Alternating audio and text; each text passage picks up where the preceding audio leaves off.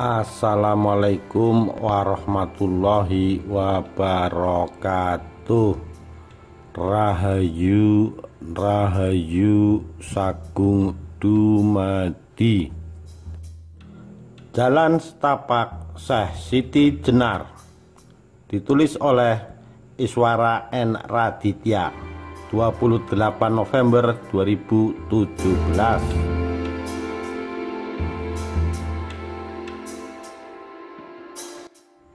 Suatu hari di Istana Argapura Giri Gresik, para wali dan sejumlah tokoh penting menggelar sarasehan.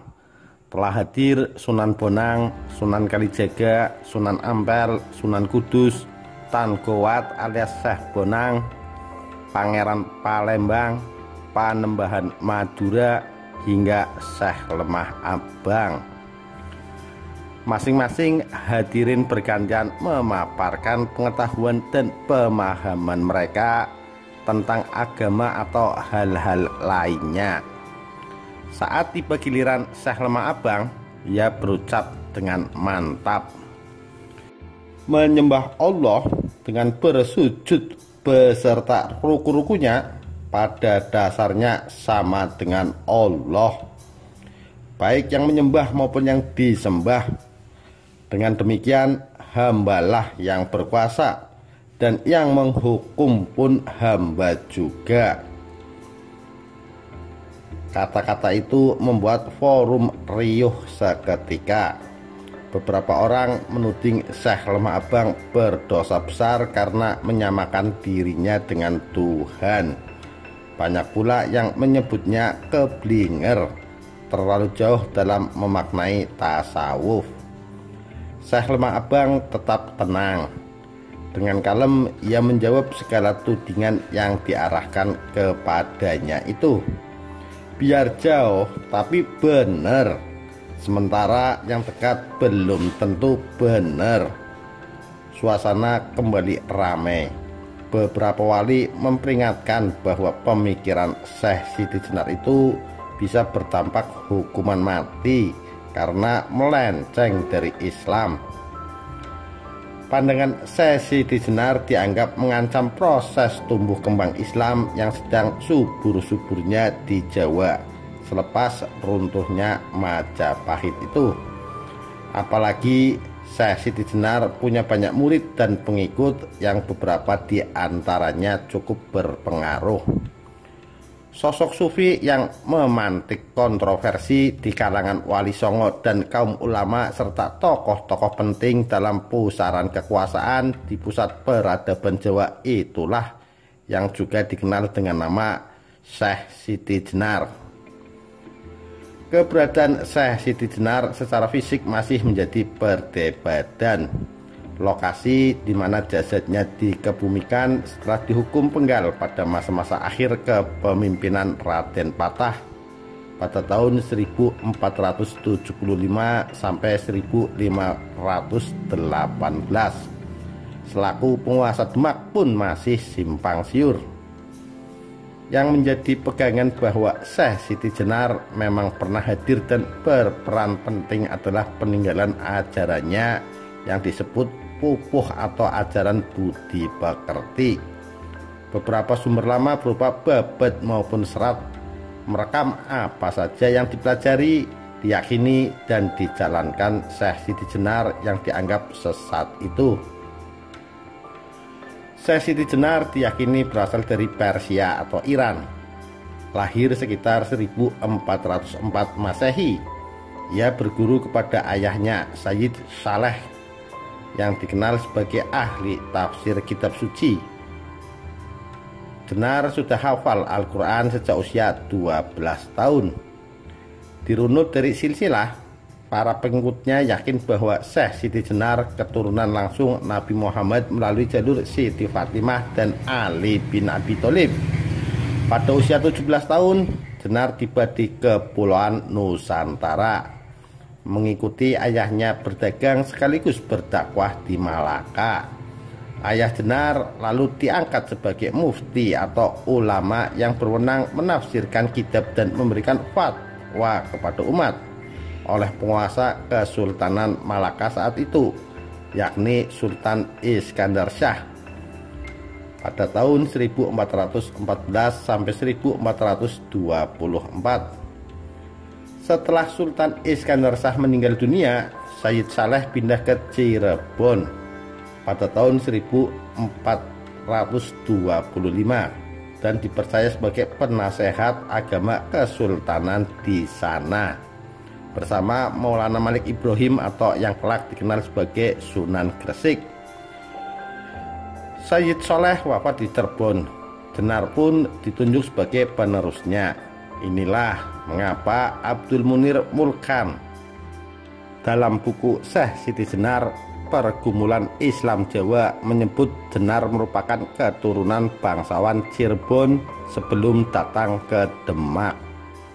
Di Demak yang merupakan pusat ajaran Islam di Jawa, Jenar berguru kepada sejumlah wali, termasuk Sunan Ampel dan Sunan Gunung Jati. Muhammad Zazuli dalam Syekh Siti Jenar mengungkap misteri dan rahasia kehidupan, meyakini bahwa Jenar juga sempat berguru kepada pertapa Hindu atau Buddha. Dari sinilah ia mulai mengenal konsep manunggaling Kawula Gusti. Kendati demikian, perlu untuk dipahami bahwa mistisisme dalam Islam yang dikenal sebagai tasawuf atau sufisme sudah muncul jauh sebelumnya. Beberapa mistikus Islam sudah berperan dan memainkan pengaruhnya di berbagai belahan dunia Islam. Bahkan sudah muncul sejak abad-abad pertama perkembangan Islam. Syekh Siti Jenar bermukim di Jepara, memimpin pondok pesantren. Suatu kali ketika Jenar sedang mengajar santri-santrinya di dalam masjid, tiba-tiba rombongan dari Demak, ada Sunan Bonang, Sunan Kalijaga, Sunan Kudus, Sunan Geseng atau Raden Mas Cakrajaya dan lainnya. Mereka datang untuk menyampaikan titah dari Raden Patah, Sultan Demak. Sunan Bonang berucap salam, tapi salam itu rupanya tidak terdengar karena suasana yang sedang ramai oleh para santri. Merasa tidak dihargai, Sunan Bonang naik pitam dan mendatangi Syekh Siti Jenar seraya berkata keras, "Wahai Jenar yang sedang berada di alam kematian, hentikan sejenak pengajaranmu. Jangan kau teruskan mengajar murid-muridmu," bentak Sunan Bonang. Rupanya kedatangan para ulama sekaligus politisi berpengaruh dari Demak itu atas perintah Raden Patah. Sang Sultan mendapatkan kabar bahwa apa yang diajarkan oleh Jenar terindikasi telah menyimpang dari ajaran Islam. Para wali dan ulama di wilayah kekuasaan Demak kala itu termasuk Syekh Siti Jenar hanya diberi kewenangan mengajarkan syahadat dan tauhid. Sementara Jenar dikabarkan sudah berani memberikan materi tentang ilmu makrifat dan hakikat. Digelarlah forum sebagai ajang pertanggungjawaban atas keyakinan Jenar itu. Sebagian besar anggota Wali Songo hadir dan mengeroyok Jenar dengan melancarkan berbagai argumen tentang ketuhanan. Bagi Syekh Siti Jenar, inti paling mendasar tentang syahadat dan tauhid adalah manunggal atau bersatu. Artinya seluruh ciptaan Tuhan pasti akan kembali menyatu dengan yang menciptakan. Manunggaling Kawula Gusti. Para wali beramai-ramai menyanggah keyakinan Jenar itu. Allah adalah yang berwujud hak, kata Sunan Gunung Jati. Allah itu tidak berwarna, tidak berupa, tidak berarah, tidak bertempat, tidak berbahasa, tidak bersuara, wajib adanya, mustahil tidak ada. Tandas Sunan Bonang.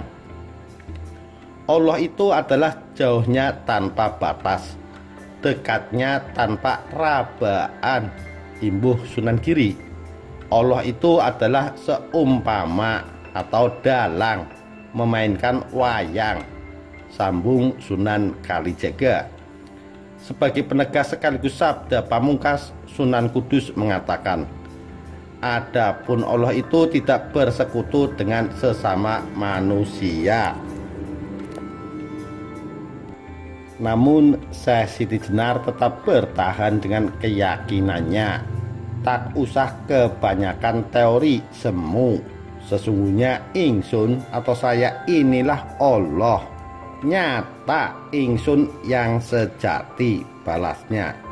Jika Anda menanyakan di mana rumah Tuhan, jawabnya tidaklah sulit. Allah berada pada zat yang tempatnya tidak jauh, yaitu bersemayam di dalam tubuh manusia itu sendiri, lanjut Syekh Siti Jenar. Masih panjang paparan Jenar tentang konsep ketuhanan versinya yang oleh Wali Songo disebut musyrik karena menganggap diri sebagai Tuhan.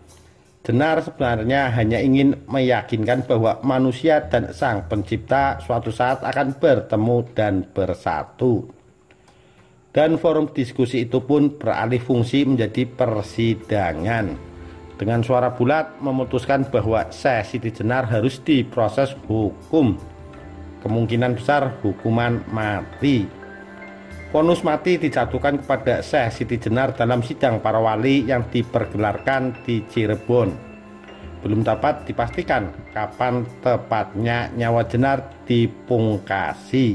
Diperkirakan antara tahun 1515 hingga 1517. Sosok pasti Syekh Siti Jenar memang masih menjadi misteri. Namun berdasarkan penemuan jejak pemikirannya yang kemudian dirangkum oleh berbagai sumber berupa babat, serat, kitab atau bentuk referensi lainnya, Jenar tidak pernah takut mati. Justru itulah yang diyakininya sebagai titik kesempurnaan manusia. Syukurlah jika saya sampai tiba di alam kehidupan yang sejati. Sakit dan sehat saya temukan di dunia ini. Lain halnya apabila saya sudah lepas di alam kematian. Saya akan hidup sempurna, langgeng, tiada ini dan itu. Demikian jalan setapak Syekh Siti Jenar atau Syekh Lemah Abang. Sekian, terima kasih. Wassalamualaikum warahmatullahi wabarakatuh. Rahayu, Rahayu Sagung Dumadi.